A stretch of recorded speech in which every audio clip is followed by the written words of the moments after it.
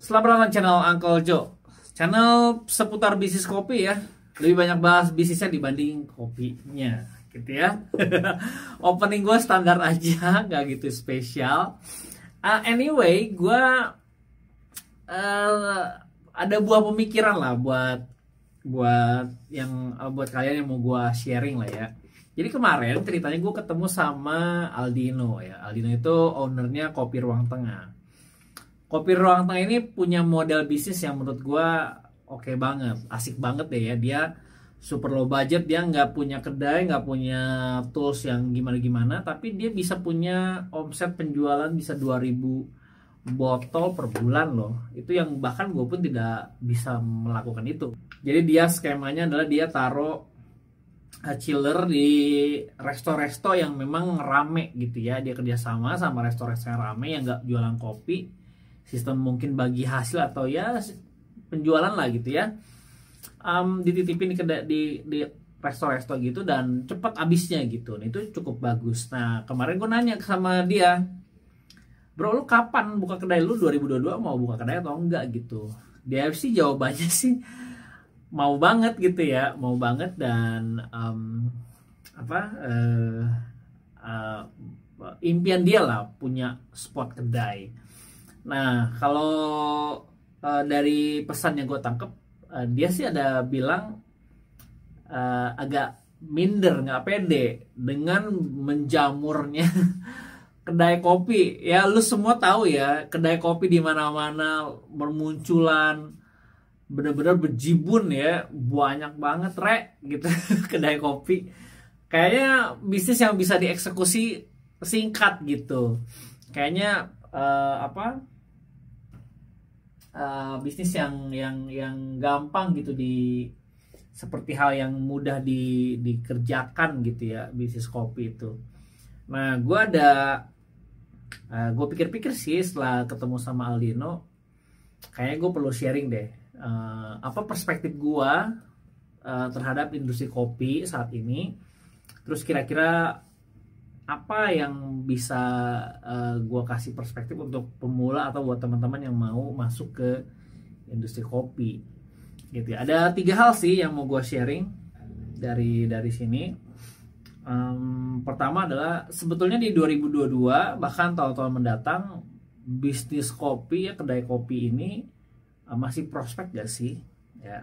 Sebenarnya masih oke gak nih untuk gue? Terlambat gak ya buka kedai kopi? Kira-kira masih menguntungkan gak sih buka kedai kopi, di mana semua orang buka kedai kopi banyak banget ya, tiap meter dulu bisa 5-6 gitu ya. Lalu apa yang harus dilakukan untuk pemula? Yang kedua, kira-kira apa nih yang perlu kita lakukan sebagai newbie dengan di tengah raksasa brand-brand kopi ya. Lalu yang ketiga adalah bertarung di lautan merah atau menciptakan lautan biru. Ya, ini topik yang kayaknya seru buat gue share ke kalian. Oke, pertama-tama, masih oke gak sih 2022 bisnis kopi atau buka kedai kopi? Nah, teman-teman perlu sebelum kita menjawab pertanyaan ini, teman-teman perlu ditarik dulu. Kira-kira teman-teman kalian punya gak why-nya? Lu punya gak nih? Kenapa lu harus buka kedai kopi?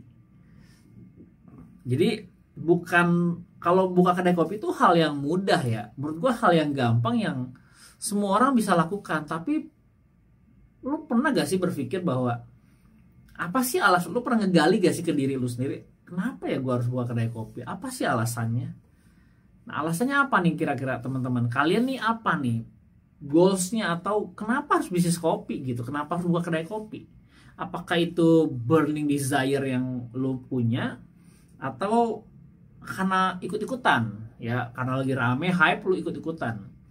Apa kira-kira yang menjadi dasar lu mau buka kedai kopi? Lu pengen punya kedai kopi apa nih? Nah, gua rasa why ini harus dijawab deh, karena ada satu statement dari Duckworth ya, salah satu senator Amerika zamannya George Bush ya. Jadi dia pernah bilang satu statement, when why is clear, how is easy. Jadi lebih penting menurut gue menemukan why-nya dulu. Kenapa gitu? Lu mau buka kedai kopi tuh ngapain gitu? Karena ya kalau lu cuma jualan kopi doang, menurut gue sih nggak akan tahan lama gitu.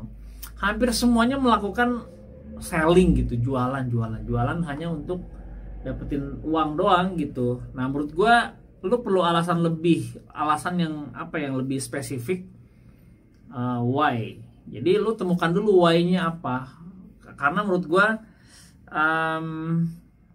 ini satu yang prinsip banget ya, karena ini menentukan sukses atau enggaknya lu di industri ini ya. Kalau buka kedai kopi mah gampang, teknis tuh gampang banget ya. Masalahnya banyak yang buka kedai kopi tapi nggak punya why-nya gitu. Dan itu yang menurut gue banyak bertumbangan, banyak nggak nyampe ke garis finishnya, nggak nyampe ke tujuannya, nggak nyampe ke goalsnya, karena dia nggak punya why-nya.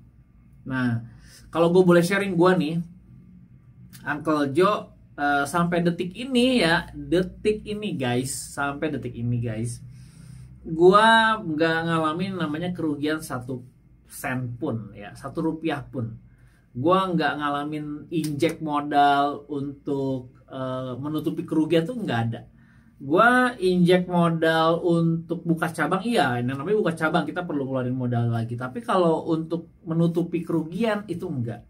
Bahkan yang kemarin yang Guntur baru buka di bulan pertama itu menurut gue omsetnya bagus banget, 11-12 sama Uncle Joe yang di pusat. Dan gue juga nggak nyangka sih bisa sepositif itu trennya ya, dimana teman-teman di 2021 itu banyak cobaan, banyak tantangan, tapi gue malah buka cabang baru gitu. Dan sampai detik ini ya gue bersyukur sih dengan skema bisnis yang gue jalanin, gue bisa membawa Uncle Joe di level yang cukup sehat gitu ya. Dan ya gue cukup happy lah dengan progresnya Uncle Joe.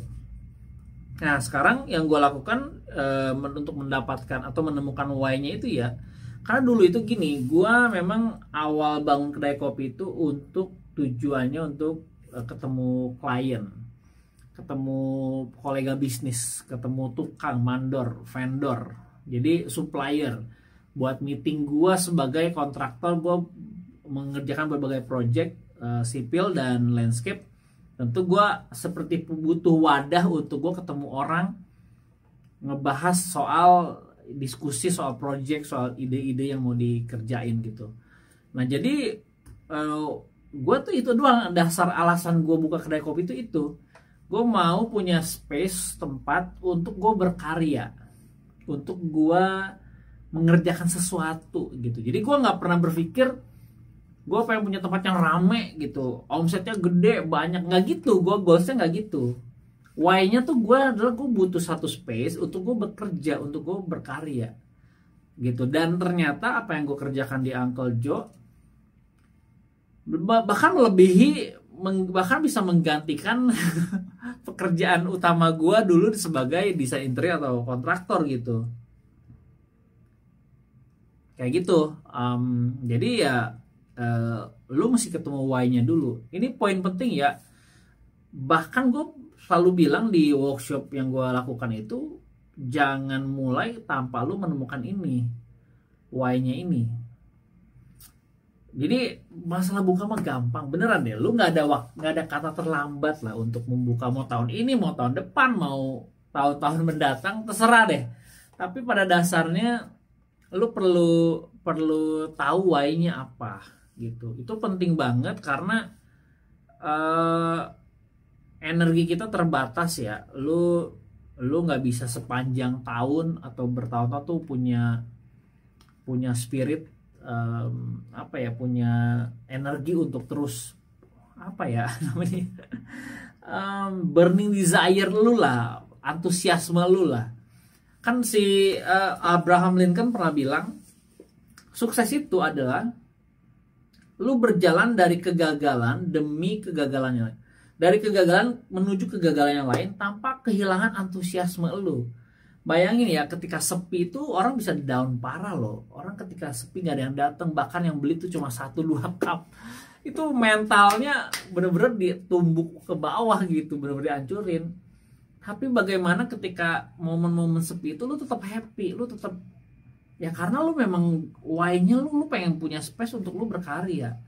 Bukannya jualan 1 cup 2 cup kopi buat ngejar omset harian, gak gitu. Jadi why-nya tuh kalau gue ya gue menikmati ini playgroundnya gue. Uncle Joe itu playgroundnya gue, tempat gue bereksplorasi diri, tempat gue untuk mengerjakan hal-hal yang gue suka, passionnya gue. Jadi gue nggak pernah jenuh. Lu kalau misalnya lihat di Instagram ya, gue itu determinasi gue tinggi banget gitu, karena gue passionate banget sama apa yang gue kerjain gitu. Nah ini karena gue menemukan why-nya. Jadi setiap tahun itu gue ada why yang selalu gue pertajam gitu. Ya, ini poin penting ya teman-teman ya. Ini gue sharing buat kalian UMKM supaya kalian panjang gitu, nafasnya tuh panjang. Oke, jadi kalau jawaban gue masih oke atau enggak? Ya oke banget gitu. Jadi gue nggak terlalu mikirin bagaimana market cap-nya yang ada sekarang. Gue nggak mikirin itu juga. Karena buat gue, selama gue masih berkarya gitu, tempat ini gue bisa jadikan tempat untuk berkarya, ya jawabannya oke banget lah gitu. Ya teman-teman perlu menemukan why-nya ya. Oke, yang kedua, terus apa dong yang dilakukan untuk pemula nih? Kalau oke deh Uncle, gue cari why-nya. Terus apa nih strateginya nih teman-teman ya? Gue selalu bilang, gue setuju sama statementnya Panji ya, sedikit lebih beda lebih baik daripada sedikit lebih baik. Dan mungkin lu kalau mau perdalam statementnya Panji itu baca bukunya Seth Godin ya, The Purple Cow. Jadi di mana sapi itu, gue sering ngomong ya di video gue, di mana sapi itu sapi perah warna putih dan hitam, tapi seketika lu akan melihat sapi warna ungu di tengah sapi hitam dan putih itu, lu pasti bisa membedakan, wah itu sapi warna ungu. Pasti lu bisa melihat di kerumunan peternakan sapi ada 1 ekor sapi warna ungu, gua rasa lu akan notice, wah itu. Nah itu yang maksud gua, lu perlu di notice sama market gitu, sama pasar, lu perlu dilihat, perlu outstanding. Gua melakukan itu ya. Jadi beda itu lu mesti. Nah kedai-kedai kopi yang lain terus bedanya apa dong gua sama? Di tengah gempuran berbagai macam brand, di Bogor aja ada yang gede-gede tuh kayak Nako, bahkan Kopi Tuku aja buka di Bogor. Terus juga anak-anak muda sekarang gila-gila sih, idenya bener-bener luar biasa nih. Kemarin gue main ke Tanmu, bagus banget. Ada Nako sih udah lah, nggak usah dilawan lah Nako ya. Terus ada Popolo, ada Awal Mula, banyak banget gitu yang keren-keren, yang kalau di compare sama Uncle Joe, aduh kagak ada apa-apanya. Uncle Joe tuh udah gue perlu banyak upgrade gitu Uncle Joe ini. Tapi anyway, yang mereka lakukan, yang kebanyakan pada mereka melakukan adalah marketing. Mereka jualan gitu ya. Jujur ya, kalau lu masih di UMKM, ya mungkin mereka corporate lah ya, udah fokusnya ke produk aja. Tapi kalau UMKM, lu jangan ngikutin korporat gitu. Lu jangan ngikutin brand-brand gede kayak Starbucks atau Coffee Bean atau Point Coffee gitu ya, atau Bean Coffee. Jangan ngikutin brand-brand yang gede. Mereka itu udah senjata utamanya produk gitu. Mereka udah segmented banget, udah ya produk aja udah gitu. Nah, kalau UMKM meniru, lu kan kalau korporat gimana sih, apa sih yang dilakukan oleh korporat? Korporat itu kan bikin Instagramnya bagus, bikin tune-nya, lalu foto produk dengan kualitas tertentu gitu ya. Itu udah dilakukan lah sama banyak korporat. Kita jangan ngikutin di situ. Kalau kita main di level itu, kita udah kalah duluan.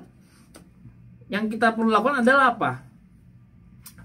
Persis seperti yang Casey Neistat ya yang bilang, dia bilang nggak peduli tools lu, infrastruktur yang lu punya, modal yang seberapa besar modal yang lu miliki gitu, nggak peduli.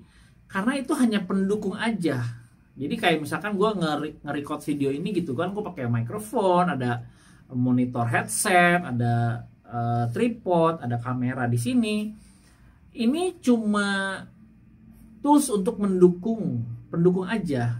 Inti core-nya dari konten ini adalah ada cerita kan, ada story yang gue bangun. Bener gak? Ini story inilah yang sebetulnya yang perlu kita angkat. Nah, kalian teman-teman yang baru mau mulai, jangan meniru brand-brand besar secara mereka untuk melakukan marketing gitu ya, branding ya. Teman-teman harus mengeluarkan core-nya itu story. Jadi dalam bentuk storytelling. Menurut gue itu penting banget ya, bagus banget. Jangan jualan produk gitu. Justru gue nggak melakukan itu. 4 tahun terakhir ini gue tidak melakukan penjualan produk ya. Gue nggak ngomongin produk Uncle Joe gitu, enggak. Ya ada lah, sesekali gue bikin tutorial gitu. Tapi gue lebih cenderung bikin tutorial kan. Gue share ke customer, ke audiens bagaimana gue membangun atau menggunakan raw material yang berkualitas untuk customer gue gitu. Jadi gue membangun storytelling. Nah, gue rasa harusnya para UMKM atau para newbie ini membangun storytelling. Ya, jangan produk yang diomongin gitu. Oke? Jadi lu perlu melakukan yang namanya branding. Kalau gue boleh saran, lu coba nonton filmnya The Founders McDonald ya, si Michael Keaton ya yang mainin. Kan McDonald itu kan dikembangkan, sebetulnya yang membuat McDonald meledak itu adalah Ray Kroc. Seorang Ray Kroc ini dia pebisnis ulung. Ya lu nonton filmnya ya, jangan sampai enggak, itu bagus banget. Dia bilang di akhir film itu yang tidak dimiliki oleh McDonald itu bukan kekuatannya, bukan di sistem atau di konsep sistem bisnisnya, bukan. McDonald itu kuatnya di brandnya. Jadi teman-teman jangan cuma lakukan marketing, tapi teman-teman lakukan ya. Lu lakukan namanya branding. Pelajari deh branding itu apa. Banyak banget video-video yang ngebahas soal branding, banyak banget artikel-artikel soal branding. Tapi pada dasarnya kalau gue boleh simpulkan, branding itu mengeluarkan niche-nya lu, mengeluarkan apa ya jati dirinya lu lah. Orang supaya market tuh biar tahu lu nih apa, lu nih ngapain, lu nih siapa gitu ya. Kalau produk mah jujur ya, gue sampai hari ini Uncle Joe itu menjual produk literan ya. Literan Uncle Joe itu sampai sekarang tuh masih kenceng gitu, masih gede. Gue bisa jual t-shirt, gue bisa jual literan, dimana semua orang udah nggak zaman literan, tapi gue masih kenceng literannya gitu. Customer gue masih belanjanya gila-gilaan. Itu dampak dari branding, dampak dari niche yang gue bangun gitu ya. Gue rasa teman-teman perlu lakukan yang namanya branding. Oke, caranya gimana branding? Banyak cara gitu, menggunakan platform-platform digital ini gratisan semua ya. Platform digital ini gratis, YouTube, podcast, Instagram, TikTok, itu semuanya media sosial yang gratis gitu ya. Gue rasa lu perlu manfaatkan fasilitas yang ada saat ini gitu, teknologi digital saat ini yang perlu lu adopsi ya. Oke, yang ketiga, kira-kira dengan banyak bejibun gini kita mau perang harga, jual berdarah, atau mau bangun lautan biru sendiri? Kalau menurut gue, ini yang gue lakukan sampai hari ini, jangan pernah masuk ke lautan merah, yaitu perang harga. Dengan sebuah branding, brand perjalanan namanya roadmap yang lu miliki buat brand lu, harusnya perang harga tidak terjadi ya. Bahkan lu bisa bertahan di angka yang idealnya lu gitu. Contohnya Uncle Joe itu punya kopi literannya tuh 168.000 per liter ya, dengan botol premium dari IKEA. Tapi kalau dia ngambil 2 liter, dia cuma nambah 30.000 aja. Bayangkan ya, sebuah kopi susu gula aren konsentrat gue jualnya 168.000 per liter. Itu sih mahal ampun ya. Tapi ya karena dengan branding yang tepat, dengan penyampaian narasi yang tepat gitu ya, itu bisa tuh terjual banyak gitu. Kalau 1 liter 168, 2 liter 198, lu cuma nambah 30.000 doang, dapat 2 liter gitu kopi literan. Dan ada gak yang beli 1 liter 168? Jawabannya nggak ada gitu. Semuanya pasti 2 liter ngambilnya gitu. Jadi jatuhnya per liter berapa? 99.000. Tapi lu buat dapetin 99.000 lu mesti ngambil 2 liter gitu. Nangkep ya poinnya ya. Jadi gua dengan branding ya, gue sampai hari ini masih ada di Lautan Biru. Gue satu-satunya kedai kopi, gue anggap satu-satunya ya, gue boleh sombong lah kalau sekarang. Ada 150 outlet kedai kopi yang gue lahirkan ya. Gue ada di Lautan Biru dengan workshopnya gue. Idealisme gue bisa tersalurkan. Gue nggak perlu bertarung di Lautan Merah. Jadi gue sekarang di Uncle Joe itu, dengan brand Uncle Joe kita udah ada di titik dimana ya masih panjang ya. Karena kan gue nggak bisa naif ya, cuma gue doang yang mau menuju puncak. Pasti banyak brand-brand lain yang memang mau berlomba-lomba untuk mencapai puncak gitu. Dan tentu gue nggak mau kalah dengan kompetitor yang lain. Makanya kenapa gue sangat konsisten sekali membangun brand Uncle Joe. Dan gue juga nggak pengen dikenal sama orang itu karena produknya. Gue nggak membangun itu. Gue mau orang datang ke Uncle Joe, beli di Uncle Joe itu bukan karena produknya, tapi karena brandnya. Ya, gue membangun trust antara audiens sama brand si Uncle Joe ini. Gue bangun trust. Dan kalau ada komplain atau apa, gue sigap banget menanggapinya. Jadi dengan begitu gue bisa terus ada di Lautan Biru, suka-suka gue gitu, jadinya bebas gitu di Lautan Biru, pemandangan asik gitu ya. Beda sama Lautan Merah. Lautan Merah tuh sumpek. Perang harga, murah-murahan. Orang banyak banyak nanya gitu ke gue, harganya terlalu kemahalan. Bagi gue ya, mahal murah itu relatif ya teman-teman. Jadi perlu dipahami, mahal murah itu relatif. Jadi orang tuh nggak beli bukan karena harganya. Orang nggak beli produk kita bukan karena harganya mahal atau enggak. Orang beli produk kita ya karena brand. Just karena brandnya aja gitu. Orang beli produk kita bukan karena produk kita murah kan. Orang juga nggak beli produk kita bukan karena mahal gitu, tapi benar-benar lu mesti punya adding value yang lu, ada nilai tambah yang lu masukin dalam brandingan lu. Aduh, capek juga ya gua ngomong.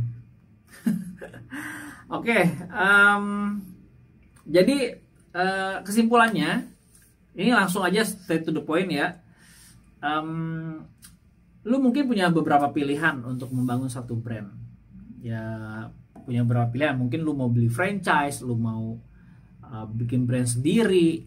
Nah ini gue kasih plus minusnya. Kalau lu misal baru mau masuk ke industri kopi, kalau lu ada dananya, ada modalnya, mungkin saran gue lu membangun brand sendiri dibanding lu beli franchise.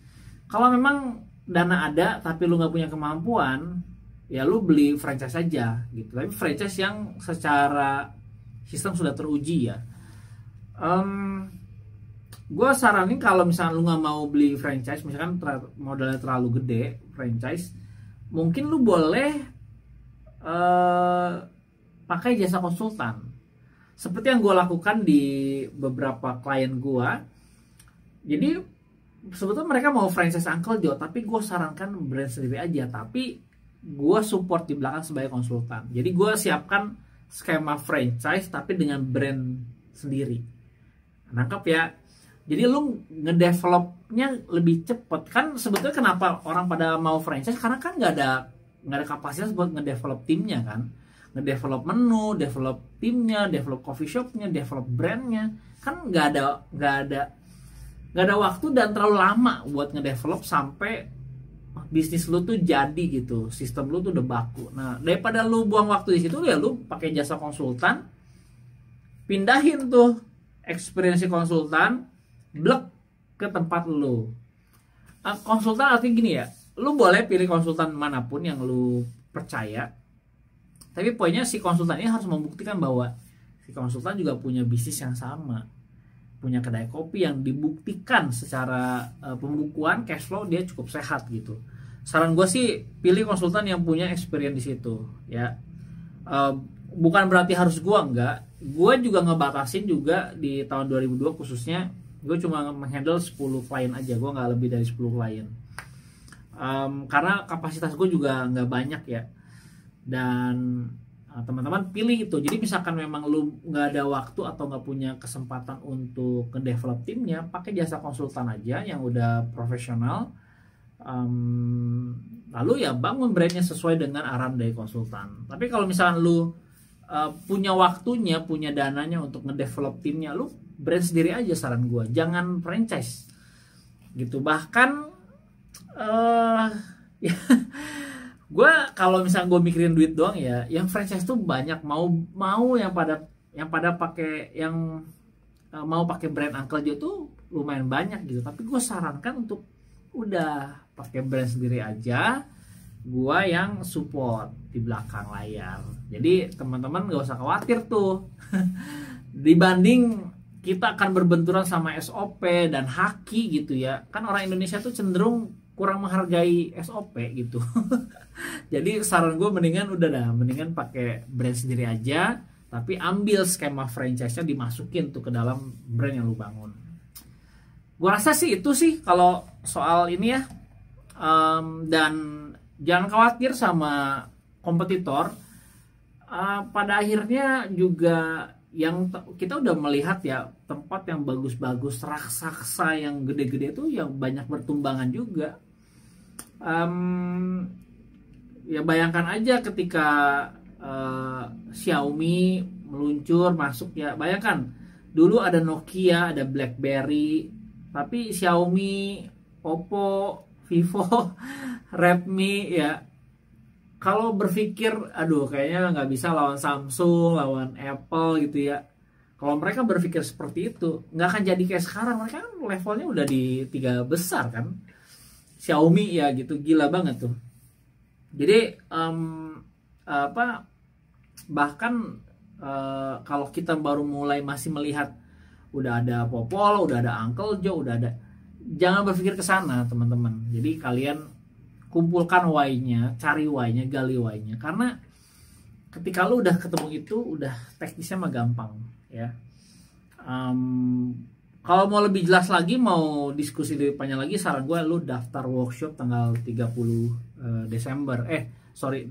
Januari. Daftar workshop atau buy online-nya tanggal 29 Januari. Saran gue sih di situ ya.